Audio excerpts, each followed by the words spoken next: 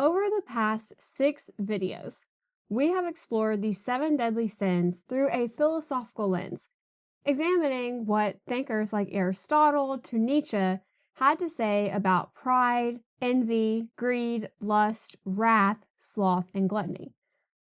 But you might be wondering, why spend 6 videos talking about sin and vice in the first place?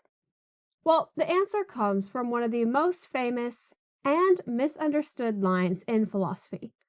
In 1882, Friedrich Nietzsche's famous line, "God is dead, God remains dead, and we have killed him." Now, this was not Nietzsche celebrating the death of God. In fact, it was more of a warning for humanity.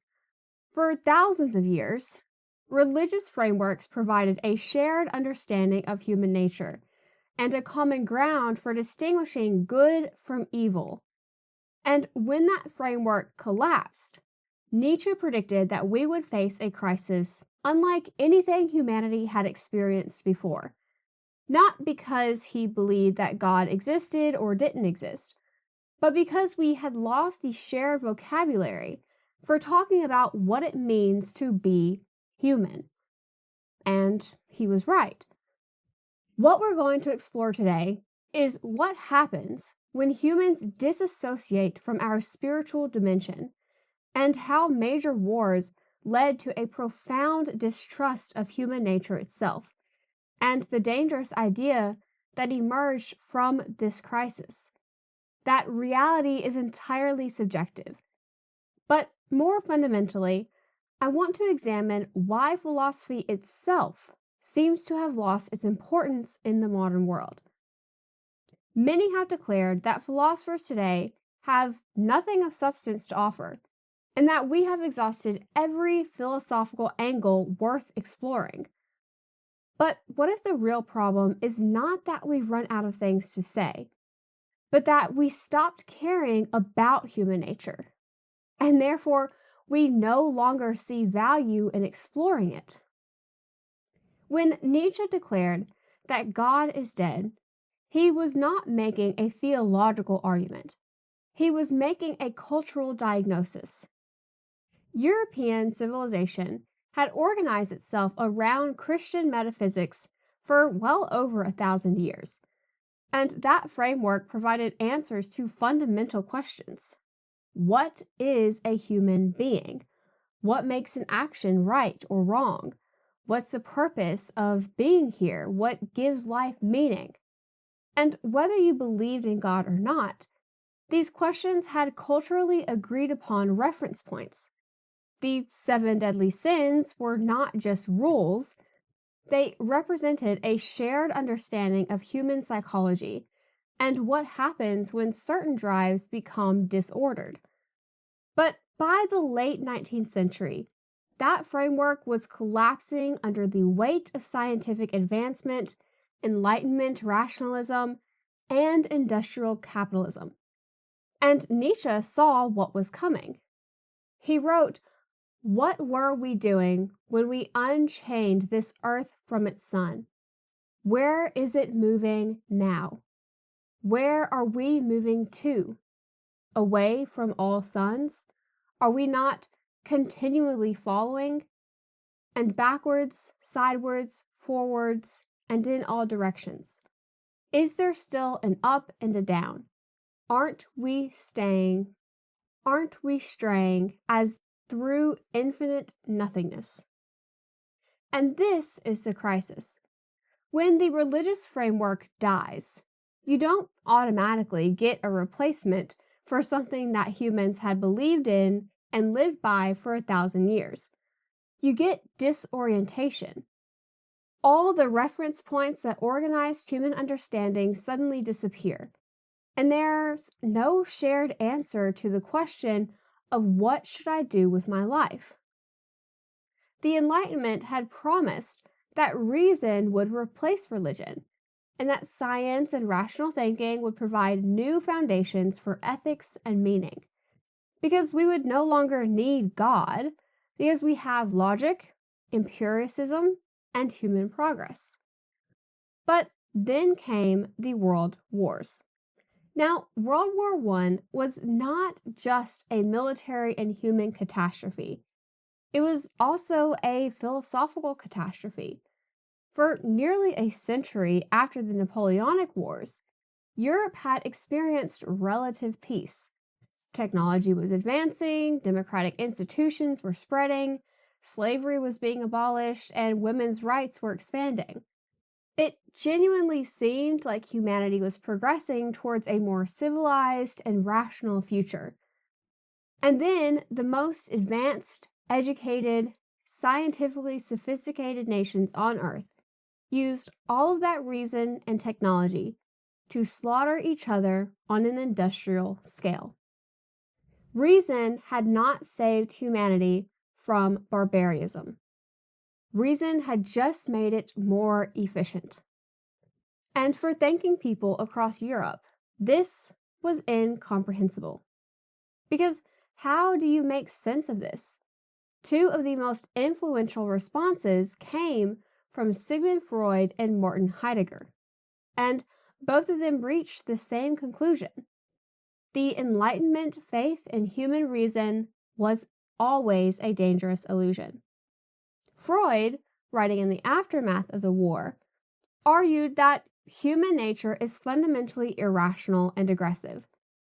In Civilization and Its Discontents, he wrote, "Men are not gentle creatures who want to be loved. They are, on the contrary, creatures among whose instinctual endowments is to be reckoned a powerful share of aggressiveness." According to Freud, we are apex predators, barely restrained by a thin veneer of civilization. And the 20th century essentially proved his point. Underneath all of our philosophy and science and culture, we are still animals driven by an unconscious urge towards sex and violence. Reason is just a rationalization machine that the ego uses to justify what the id already wants. And the id wants to destroy. Now, Freud concluded, "I feel the irrational forces in man's nature are so strong that the rational forces have little chance of success against them." Now, Martin Heidegger reached a similar conclusion, but from a slightly different angle. For Heidegger, the loss of World War I was a signal that Western philosophy itself had reached the end of a 2,400-year trajectory that began with the Greeks. The entire project of using reason to understand reality and to master nature had failed catastrophically. The war revealed that this approach to philosophy was exhausted and demanding what Heidegger called destruction. Heidegger argued that we need to abandon logic entirely. From one of his later works, he writes, "Thinking begins only when we have come to know that reason, glorified for centuries, is the most stiff-necked adversary of thought." Instead of using rational analysis, we should explore emotional states like anxiety, dread, boredom, or the feeling of approaching death. These moods, not logical arguments, reveal deeper truths about existence. Now, we need to let go of the idea that reality can be grasped through reason. So, Freud says that reason has little chance against irrationality, and Heidegger says that reason is the enemy of genuine thought. Both are saying the same thing, but from different starting points. Logic just led us to war and mechanized death. Therefore, we must abandon logic. This turn away from both religion and reason created a philosophical vacuum that shaped the entire 20th century and continues to shape our world today. If God is dead and reason cannot be trusted, then what is left?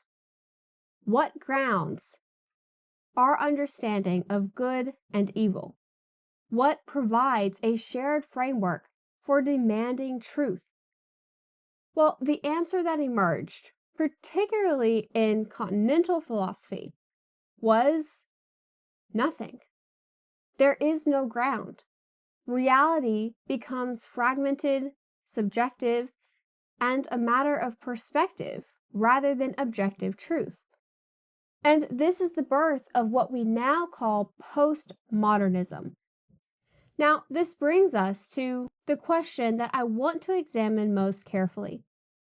In the ancient world, and through the medieval period, and even into the Enlightenment, philosophy was considered one of the most important intellectual pursuits. Philosophers were consulted on ethics, politics, and how to live a good life. Philosophy departments were central to universities, and philosophical questions mattered to ordinary people. But today, philosophy seems to have lost that importance. Of course, STEM fields dominate universities, and when people have ethical questions, they are more likely to turn to therapists or self-help books rather than philosophers. And there is a common perception that philosophy has nothing useful to say anymore, that we have exhausted all of the interesting questions, and that philosophers just argue about abstract puzzles that have no real-world relevance. What if philosophy lost its importance? Not because we exhausted the subject or it's too complicated to understand, but because we actually stopped caring about human nature. And we stopped caring about human nature because we are traumatized. World War I demonstrated that reason could produce mechanized death, and World War II just cemented it, but much heavier. And so we concluded that reason is dangerous and logic led us to catastrophe. But if reason is dangerous and logic cannot be trusted, how do we think about human nature at all? We just stopped. We declare that human nature is either purely biological drives that we cannot control, Freud's id, or that the whole concept is meaningless because there is no stable self to have a nature. Heidegger's rejection of traditional philosophical categories. Either way, the study of human nature through philosophical reflection becomes entirely pointless. But there is a devastating consequence to all of this. Because if there is no such thing as human nature, and good and evil are purely subjective, then we have no shared ground for ethics. We can't say that the 7 deadly sins represent real psychological disorders. We can't say that courage is a virtue or that cruelty is wrong, except as expressions of personal preference or cultural conditioning. Everything from human passions to economic competition and imperial ambitions caused the wars. Logic was just weaponized in philosophy in service of those drives. The way Freud described the ego rationalizing what the id already wants. And the problem is that reason was deployed without wisdom and virtue, without a moral framework adequate to constrain it. The ancient and medieval philosophers did understand. Aristotle didn't think that reason alone made you a good person. You also needed to have character and virtue and the right education of your desires and emotions. And so the result is that we are a little stuck right now because we can't go back to the naive Enlightenment rationalism. The wars and the horrors of the 20th century made that impossible. But we also cannot stay in postmodern fragmentation, where nothing means anything and all truth claims are just power moves. So this leaves us paralyzed, unable to make progress, because we have rejected the very tools we need to think clearly about human flourishing. But there is always a light at the end of the tunnel. I think the traumas of the 20th century are still affecting us today, and rightfully so. The effects of such devastation cannot simply be shoved behind us and forgotten. Humanity cannot just pick up where it left off before that time period. But there is a fundamental shift happening in Western society, where people are starting to realize that reality is more complicated than simply logic and science explain everything. People are searching for something deeper and more meaningful. We are starting to pay attention to how we raise our children to be emotionally strong, and we're starting to understand that technology is detrimental to our mental health. We are starting to get back to fundamentalism when it comes to human nature.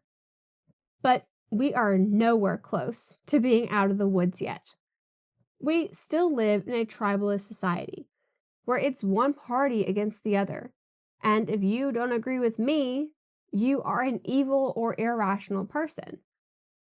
But maybe, if we can embrace philosophy again, just maybe we can start to ask new questions about human nature and explore new ideas fundamental to living in a cohesive society.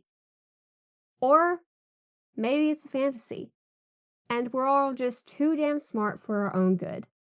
Because if God is truly dead, then the human experiment is too.